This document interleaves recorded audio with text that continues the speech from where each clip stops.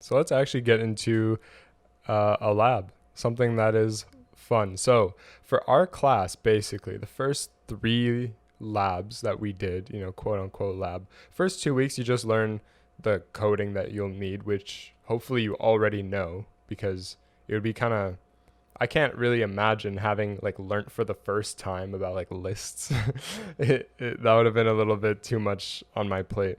But I did know a lot of the things before going into the class. And so the first 2 weeks was just like, okay, you learn everything you need to know about the coding. And then we had 3 Pi labs, which were like the spring mass we did. Okay, Python, no one knows what that means. Pi labs, Okay. Python. Python It's the labs. word. Okay, but basically it's just a computational lab. Yeah. So it's mainly heavily centered around doing things. There's on just Python. like a very simple data and gathering process, and then everything else is done on Python. And we had to write the lab reports for those. One of them was Ohm's law, which we do like circuits and stuff, and the other one was nuclear decay, where we had like this decaying thing, and we recorded the decay count over time, and it decreased exponentially, and we had to do a bunch of Poisson distributions. So that was cool, but it's not the coolest part of the class. The best part is that I think it's like halfway through, or maybe a little bit over halfway through the course. There's like a list of labs that they put out, and you have to choose 3 of them. And I think there's like 15 labs or something. Anyways, they all have like, There are a lot. they're all really cool. You get to use like some crazy instruments, and yeah. So you choose 3 of them, but yeah, you really have no idea what you're getting into unless you read every single lab handout, which is a lot of reading. So I didn't do that. You read all the lab handouts You read all the lab handouts? for the experiments. Yeah. No, Yeah? like even the ones you didn't do. Oh no, of course. Yeah, not. that's Of course what I'm not. saying. Okay, yeah. Okay. That's what I'm I saying. thought you said in your. I'm like, what? I'm saying Okay, no, that before makes you sense. do. Yeah, of course. Yeah, so I didn't read every single experiment lab handout. So I didn't like when I chose my experiments, I was just going off of the name, So I the first one I did was called air gyroscope. And that one so far has been my favorite experiment out of the 3 that I've done. Right now I'm writing my last report. So air gyroscope was the first one. What happens in air gyroscope? All right. So the goal of the lab is to calculate G, which is 9.81. Is to calculate that value experimentally. And so what you're given, this is actually such a cool lab. So you're given a metal sphere, and one of the sides is flattened like a little bit.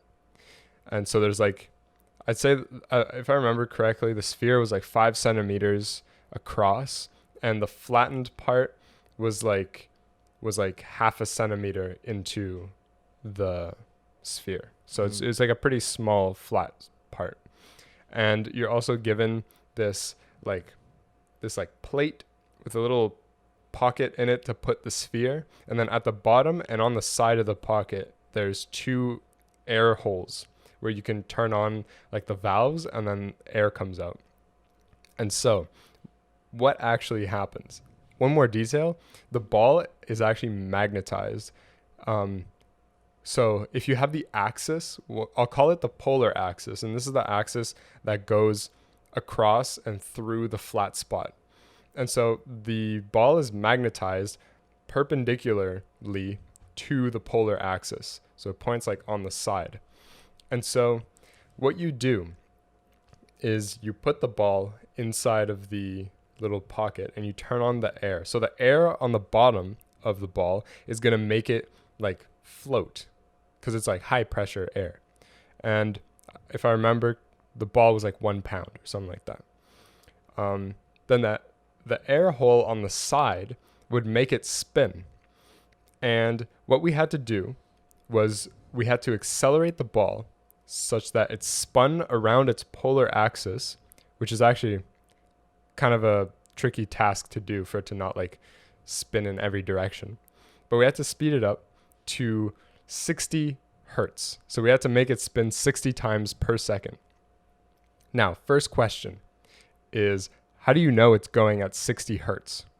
And this was actually really cool. What we did is we drew a dot on the ball, And we were also given a strobe light where you can control how fast the light was flashing.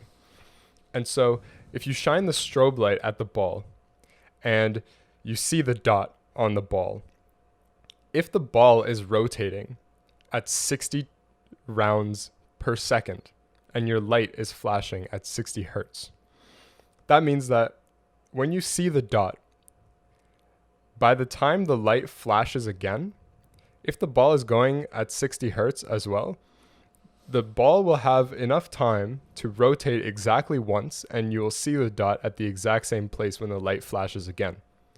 And so if you shine the strobe light at the ball and the dot isn't moving ever, that means it's going at exactly 60 hertz.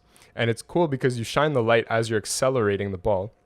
And so as the ball is accelerating, it gets to 20 hertz. But 20 hertz is 1/3 the speed of 60 hertz.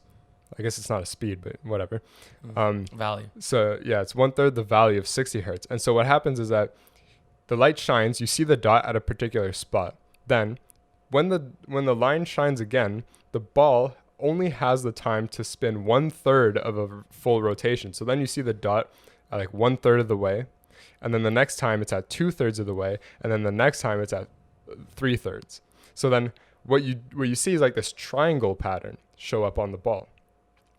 And then it speeds up even more. And then you see once it gets to 30 hertz, it goes exactly half a rotation for every flash. And then you see 2 dots, and then it accelerates even more. And then it gets to 1 dot, and then it looks like it's not moving at all.